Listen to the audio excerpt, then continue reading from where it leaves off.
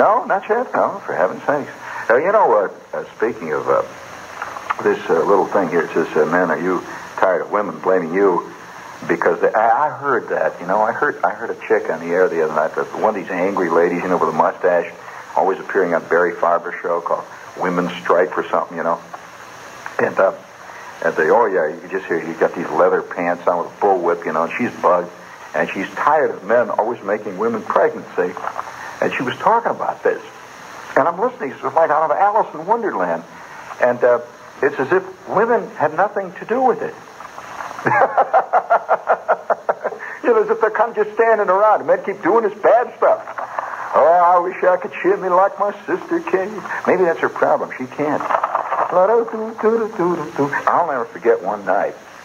I wonder if women really would want equal treatment under the law and everything as to men.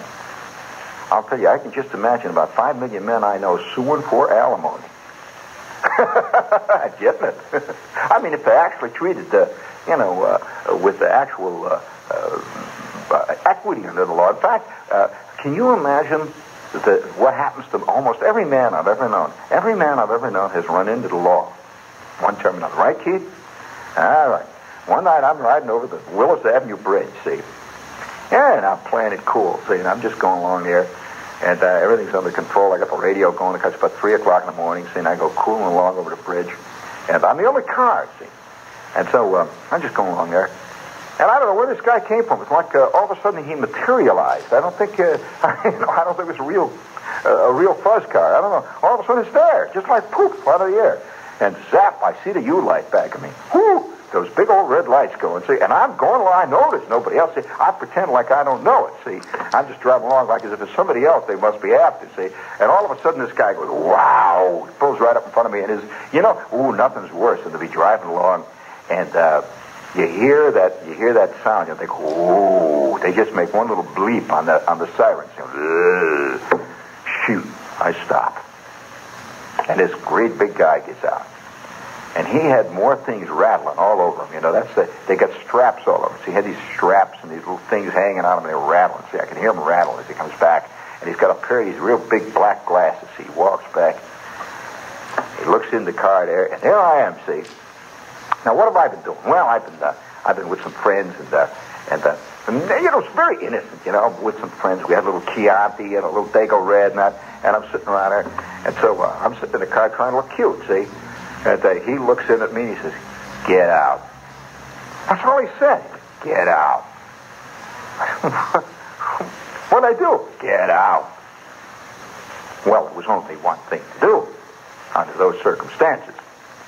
And being a pragmatist, I always do what is the best thing to do under the circumstances. I mean, when in Rome, you start wearing togas, right? Okay. When that guy's looking in with them big black glasses and he says, "Get out." Well, by George, I reach over, see, and I start fumbling with the door handle, and wouldn't you know it, I had this door handle kept coming off this car. See, I had a Ford and had a door handle come off. So I reach over and I grab the door handle, see, and of course I'm a little frantic at this point, because I want to please. I'm a person who likes to please, see. So I reach over and I grab the door handle. The door handle comes off. Well, I can't get the door out, and he sticks his head, he says, "Get out." I said, "But my door handle won't come." He says, "You get out of that car." And with that, I go over to the other side, quickly, out the door, and now I am out on the street. And he walks around to the side where I am, and everything's clanking on him. All right, let me see it. I said, "What?" "Don't give me no lip. Let me see it." I said, "Oh." By George. And then it hit me. Oh, my God. I have not renewed my driver's license. I knew there was something. So let me see it. I reach into my wallet, see. And I got my driver's license, see, my old one. So I'm sort of fumbling around. Just give me it, I'll find it. Takes the wallet, and there it is. He looks at it. He looks down at the driver's license, and he looks at me. "Is this you?" "Yeah." "Don't give me that. This is a Goyle's car. Jean. Oh, you're driving around. You got some chick's driver's license. Hey, Chuck!" With that, the other guy comes out of the pole. Now I got two of them. they got a live one. I don't know what I did. All I know is that now I'm really, ever since I've been a kid, I've been fighting guys about my first name, Oh, this is WOR, friends in New York. This cop's got my license in his hand. See, he has not yet noticed it's about 9 months lapsed. See, all he sees is the name. He says, "Hey, come here, Chuck. Hey, Chuck." With that, Chuck comes out. And Chuck, I want to tell you, Chuck looks like King Kong. I don't know where they got a big uniform like that. It was fantastic. This guy, you could see hair sticking out of his neck all over. And it was the first, really, he had claws, He comes out, and he comes walking back towards me. This great big guy, weighs about, I'd say a good 800, maybe 900 pounds. He comes and we're walking on Willis Avenue Bridge, see, and I could feel the bridge going up and down when he walks. He's walking like that towards me. He's clump, clump, clump, Chuck. And the other guy's got this license. He's looking at it. He's got this, this little light they carry. He's looking at it.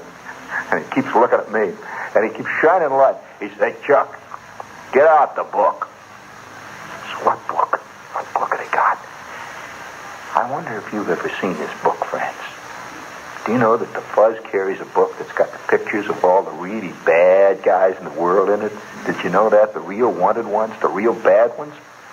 It's "Get out the book." They start going through this book, looking at the pictures. I keep, oh my God, my trouble is I look like everybody. You know that, Keith? I look like everybody. That's my trouble. My mother doesn't remember how I look, I'm one of these guys, I look like total everyman. And, I can look like any one of 722 thugs in this guy's book. And I can just see me, big Lefty Bandini. They finally spot me, the guy that knocked over 42 banks in Oklahoma and has been on the lam, Dangerous. This man is armed, I'm standing up against the car, and these two guys are walking around. He says, "Give me the book." They start looking. And Chuck then, for the first time, talks. He goes, "What?" That's all he said. "Hey." And I said, "Hello." And he takes his light. He looks me right in the eye. "So what's your name?" I said, "Gene." "Gene Shepard." "You like that? You got a name like that slob on the radio." "Oh, I got a name like that slob on the radio now." He said, "Don't give me that. I listen to that guy. You ain't Gene Shepard. He's tall and skinny, got a beard." What am I going to do now? Not only I'm obviously driving with somebody else's driver's license, which is 9 months overdue, plus the fact I am now impersonating an officer. It's like, you get out of the car and the guy says, "Who are you?" He says, you say, "Johnny Carson." He hits you on top of the head, right? You don't get smart, see? And I realized I got nothing on me to prove on me. Nothing except this old out-of-date driver's license, 2 $1 bills. I got 1 $5 bill, and I got a $2 bill. You know what a $2, $2. I keep this $2 bill with me, see, all the time. Because somewhere along the line I learned that I can't figure out, are they unlucky or lucky? Well, I don't know. Maybe I've been getting the wrong dope for years because somebody told me they was lucky, and I've been carrying one for years, and nothing's ever happened but bad stuff. Maybe I better get rid of this mother. But nevertheless, I'm standing in front. I'm telling you, I'm standing by this car. See, these two guys are walking around me now, and one says, "Hey, this guy says he's like the guy on the radio." She's using the name of the guy on the radio. You know that guy, Chuck, we listen to once in a while on the radio. At night comes on after, what's his name, Ferber. This guy that's always this southern guy that's always fetching on the radio, I said, "Yeah, that's Barry Farber." "Don't tell me how to talk, Mac." Oh, everything I say, I'm going downhill. I can feel the quicksand coming up around me, the glop. And I'm standing on the Willis Avenue Bridge, and by now they got me over the front of the hood of the car, and they're starting to pat my pockets. Well, have you ever seen guys do this? And by this time, drivers are driving by, see, and I can see them looking. I can see guys, driving by, they're coming home from parties and stuff, and they're saying, "Hey, they got a guy. They got one of them gunmen. The guys have been hearing about on WNS. Probably the guys that robbed that bank in Long Island. Look at that guy. Boy, does he look like a bad one." And here I am over the car, and they're patting me. I still don't know what I did, see? I don't know what I did. And so finally it occurred to me to ask him, see, and I'm getting a little scared. "Excuse me, what do you want? And they're still looking at all my stuff in my wallet. They're taking out the $1 bill, you know. He says, what do you want? I said, what did I do? You know what you done. I know what I done. I mean, don't tell me that my whole past is catching up with me now. I mean, you go up to any guy on the street, friends, any guy, and if he's walking along dreaming, Keith, this would work with you, it would work with any guy I know. It would work with Nixon, anybody. It would work with Dr. Norman Vincent Peale. You're walking along the street, see, your mind is off somewhere in left field, and you come up behind a guy real quick and tap him on the shoulder and say, okay, Mac, it's all over. And he gets scared. Oh, my God, they got me. I know it. And then he says, what do I do? You say, you know what you done. His first impulse would be to say, but I didn't mean it. I didn't know any better. Oh, yeah. Every guy's got his little collection of things that he's done all throughout his life. It doesn't make any difference. I don't care who you are. You have planted your little garden of posies. And they're growing somewhere, see? Well, they're way in the back of your mind. So here I am hanging over the front end of this car, see? And this guy's patting my behind, you know. He's looking for anything else I got, you know. And have you ever, you know, when they go up under your arms, see, apparently they got shoulder holsters. These real bad guys, he's patting me on them. He says, hold your hands up. So he's patting under here. He goes down here, pats my knees and all that stuff. And I'm really feeling like a desperado, you know. By now, see, I hope they don't discover, you know, I got holes in my jockey shorts, you know. I'm wearing my old shorts today, you know. He's patting me. And with that, all of a sudden the guy says, hey, Chuck. The big one. He says, hey, Chuck. And Chuck says, what do you want? He says, hey, Chuck. This is a girl's name, you know. These guys, what did he do? Did he steal this license from the guy, you know? I think his name is spelled with a J, the guy that's on the radio. I bet he stole this guy's license.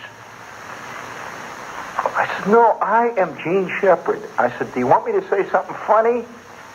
You want me to, you know, be funny or do something like I do on the radio?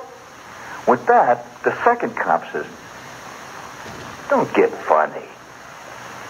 I could tell a phony. I've been in this car now for 30 years. I could tell a phony a mile away and use a phony. I said, well, what do I do now? They know. With that, the second one goes back into the squad car, and he's calling headquarters. He gets this thing on, you know, with the radio. I hear him in there saying something, and I'm waiting to see what's going to happen. This is one of the world's worst feelings when you begin to feel that you're being enmeshed with the law. I'm telling you, it's a bad feeling, friends.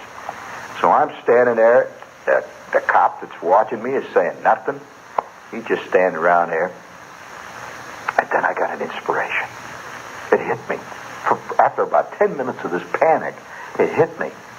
It just hit me like that, see. I said, hey, listen, call WOR. Call WOR. Call them up, and they'll tell you. Hey, that ain't a bad idea. Out there, all right. He says, you get in your car, we'll follow you. Let's go down to the end of the street down there and get that phone booth, and we'll call WOR and see if he's really what you say he is. And so I get in my car, I'm scared, and they're driving right behind me. Have you ever been followed by a car that is following you? He's right on my bumper with the U light going. That red light going. Oh, boy, it keeps reflecting in the mirror. See? And I could see people driving by and looking. And now, guys, I could see them looking out of apartment houses all around there looking. See? They want to see, you know. Oh, boy, they really got some bad. Any minute there's going to be a shootout, see. So I get down to the end there, the street where there's this phone booth. I get out, and they stop. I got a dime. See, I'm looking at my dime. He says, I'll dial a number, Mac. Give me the dime. And you got to see. He says, what's the number? Have your mind, little cells in your mind ever completely blanked out? I know the number of this damn station like I know my own name. I could not think of the number. It was gone. I said, the number, and boy, I could see the look of suspicion come over this guy's face like a tidal wave. You know, he's fingering that billy he's got. You know, any minute now I'm going to get a couple upside the head. You know, he's waiting. See, he says, I'll find a number. He says, hang in there. He says, you watch him, Chuck. With that, he dials information. He says, I want WOR number. Keeps looking out at me, and I'm trying to Number.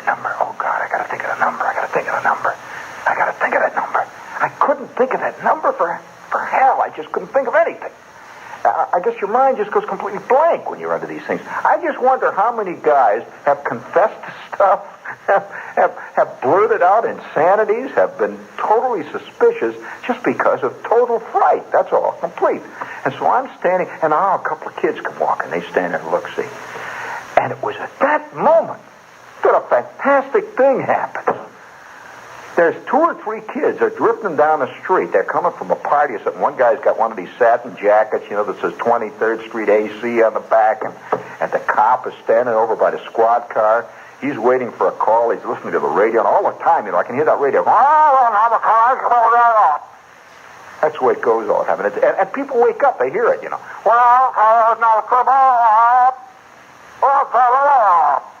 The radio's going, see?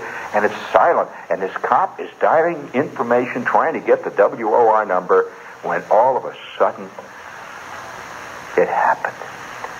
Now I'm a believer in miracles. These kids are walking down the street, and one of them looks at me and says, Hey, Manny, that's Gene Shepard. I turn to this kid, and the 2 cops turn.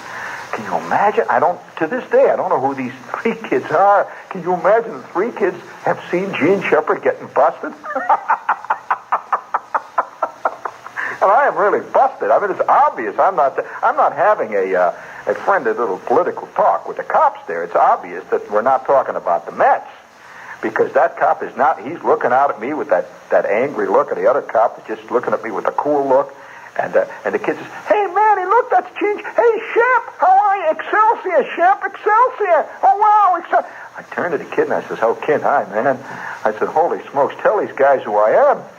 And with that, one of the kids, Oh, hey, he said, That's Gene Shepard. Don't you know that's Gene Shepard? And the big cop who was standing over next to the squad car, this big, fat grin comes out. He says, Don't tell. Are you Gene Shepard? You really are Gene Shepard? I says, You bet. Now I'm beginning to feel 10 feet tall. He says, Yeah, that's right. He says, You're Gene. Hey, Chuck, come on out of the booth. Chuck, this is Gene Shepard. Oh, gee, we listen to you every night on the radio. Hey, that time you told about the ice cream war, that was so groovy. And I'll tell you the time that you did the thing about the Army ball game. Oh, that was fantastic. Hey, Chuck, come on. Hey, listen, Shep, here's the cop though. Hey, Shep, can I have an autograph? With that, he gives me his book, with all the tickets and all that stuff. I said, Why, of course, officer. What is your name? All the guys call me Big Freddy. Why? Just write to Big Freddy Excelsior on it. I says, To Big Freddy Excelsior, Gene Shepard. Oh, boy, wait till my kid sees this. He says, it's groovy. The next time you get on the radio, listen, would you say hello to the guys in car number 4226SJ7 over at the 928th precinct? And by the way, say hello to Chuck and Freddie. We'll hear you on the radio. So, Chuck and Freddie, if you're listening tonight, old Shep is digging you. All right? All right.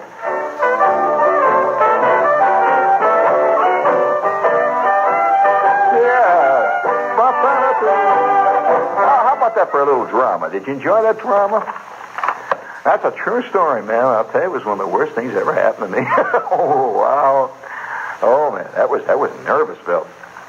Oh, listen, did I ever tell you about the time I got busted by the MPs? Oh, did I tell you about that night? Listen, any guy who's ever been a yard bird in the Army, anybody who's ever been in the armed forces, and I'm going to tell you an Army story right now, if you don't mind, talking about getting busted. You see, when you're in the Army, you're always afraid that somebody's sneaking up on you. You just develop this. It's just a natural thing, especially if you're an enlisted man. I mean, a real low enlisted man. Now, of course, when you get to be what they call a top 3 grader, I mean, you've got the catbird seat. Man, you own the catbird. I mean, if you're a tech sergeant or a master sergeant, you ever in the Army, Keith? Oh, well, you missed a good part of life. And one day, all right, I'll just tell you a little story about getting busted. One of the things that happens in the Army, and if you're out there, driving around, you see some guy in the armed forces. Just, I don't care whether he's a sailor or a Marine or a soldier. walking around out there. He's got one thing in his pocket. Well, he's actually got two. He's got his pass. To get out of the Army post or to walk around, you have to have a pass to show what you're doing here, see? Two, he's usually got his ID, which is a card that shows that you're a Yardbird. And it tells, got your number and all that stuff on it. And you got your dog tags. That's all you got to prove who you are. That's it. Now, why do you need these? Well, now, you've seen these guys walking around once in a while with the big white hats. Well, you seen those guys? Now, sometimes they wear this big armband. Yeah, that armband says MP. Now, if you're in the Navy, it says SP. Okay? That's shore police or military police is what it stands for. No matter how you slice it, though, friends, it's fuzz. That's what it is. Now, these are not your buddies. not if you're a PFC and you're about 4 hours overdue on a pass. You ain't. So, one night, on his terrible moments, I'll never forget this night, and anybody who's listening in the Army now will know this feeling, this sinking sensation, terrible sensation. I am in this southern town, which is bad enough right there. That's got a lot of things going against it right from the start, because there's a certain, I mean, I don't know, it's hard to describe it. A lot of things I dig about the South, a lot of other things that, are very questionable. But one night, it's about 10:30 at night, and it's a hot, steamy, shifting, walking around one of those itchy nights in the middle of summer in deep southern Florida. Now, I have seen this place since. I've driven through this town. As a matter of fact, I'll tell you the town. It was the town of Stuart, Florida, if you've ever heard of Stuart. Stuart, Florida. And I've driven through there, and I've even looked at this place since. But at this time, it looked almost exactly the way it looks now, except for one thing. It was not tourist time. It was the middle of July. The temperature, I would say, was in the vicinity of, it was down around, it was a cool night. It was down around 95, I'd say. It was one of those cool nights. It was 90, 95 degrees. And me and this other guy, me and Gasser, have gotten a night out. We got the pass, see?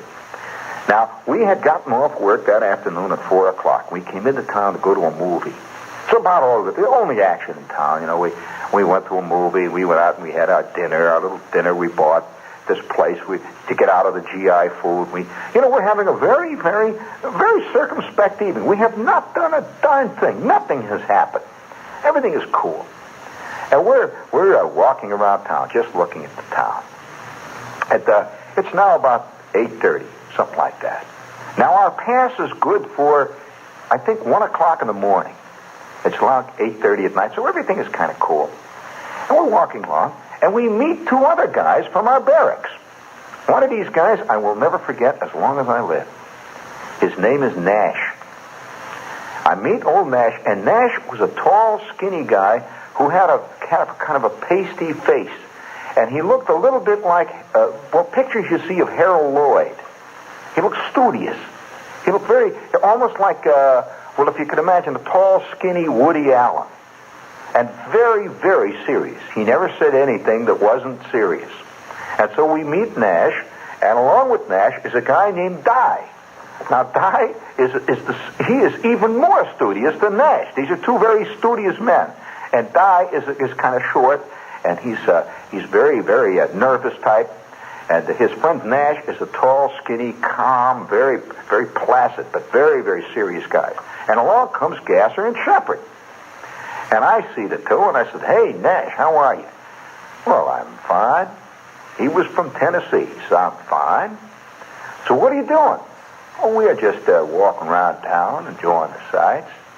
And Di and I have decided that we'd kind of like take a little ride into Palm Beach. The bus leaves for Palm Beach in about 10 minutes. Would you guys like to go to Palm Beach with us? We'd like to walk around and look at Palm Beach." "Well, that's a short ride." So Gasser looks at me, and I look at Gasser.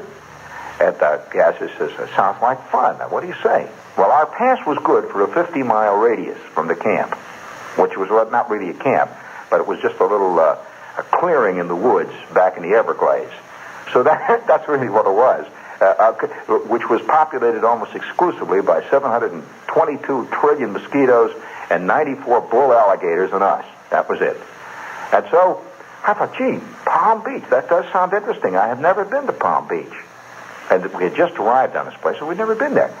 So we go down to the bus station, and all four of us buy a ticket to Palm Beach. Now, we're being very circumspect. You never saw four more upright, honest, reliable, almost Sunday school type GIs. You know, the usual GIs, they go out and they get bagged, you know, and they're chasing chicks. We are merely going to see, that's right. We are merely going over to take a look at Palm Beach. So we get into the bus, and it rattles off into the night. And it's kind of fun. So we're sitting there, we're talking, little idle chit-chat, like, did you notice the library? They have a very interesting library there in the Stewart. Did you notice that, Nash? Yes, it is very interesting. They have a wonderful archaeology department. I was really surprised at the archaeology library they have in that very small library. Very interesting. And with that, Di says something like, yes, that's true. And here we are. And of course, all around us are these nice people. And we're driving into Palm Beach. Well, we arrive at the bus station in Palm Beach. Little did we realize we were stepping right into the middle of a fantastic, disastrous maelstrom. We get out of the bus. Palm Beach, Florida. Now, you've all heard. Actually, it's West Palm Beach was where we were in. West Palm Beach, Florida. And so we're looking about. It looks beautiful. We've never seen this beautiful town. We've all of our lives we've heard about Palm Beach. See, Shepard is 17. You got it? That's how old he is. Gasser is just about pushing 18. I'd say he was probably 18. I would say Mr. Nash was possibly roughly 20. He was the old man in the crowd. And Di, who thought like an old man, was actually about 19. And so here we are. First night at Palm Beach. And we see this beautiful waterway. You know, there's a waterway that runs along West Palm Beach. The inland waterway, it's beautiful, see. And it was the bridges are going across.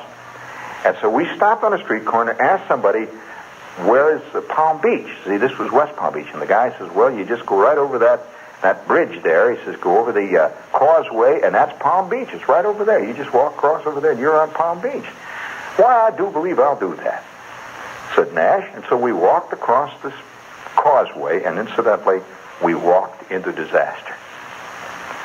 There were two Coast Guard shore patrol guys standing at the base of this bridge. Now we walk across it, and they see the four of us, and they just look at us real cool like. They had these white helmets on. They watch these four GIs, because they don't know, you see, an SP or an MP, at least in those days, you were always guilty unless proven innocent. And the proof took a hell of a lot of proving. That's all I got to say. So we walk across the bridge. Now, the first thing that we see on the other side of the bridge is beautiful. These palm trees are just lovely, hanging all over the place. And we're gawking, you know, our eyeballs are just bugging, and they've got them lit, you know, just beautiful place. It's just like paradise. And out of this terrible hellhole that we had come, all four of us, we're now suddenly in this magnificent, you could smell flowers blooming. The one thing that hits you about Palm Beach at night is you smell these flowers everywhere. It's just tremendous.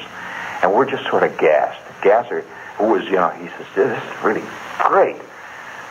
I said, it's sure, wow, you know, it's fantastic. And you see a couple of beautiful girls walk by, and the night, and everything is soft, tropical. You know how tropical night is, Keith. It just sends you out of your birds. Whoosh, boy, and there's a moon hanging over this thing. It's about 19,000 feet across, and it's just beautiful.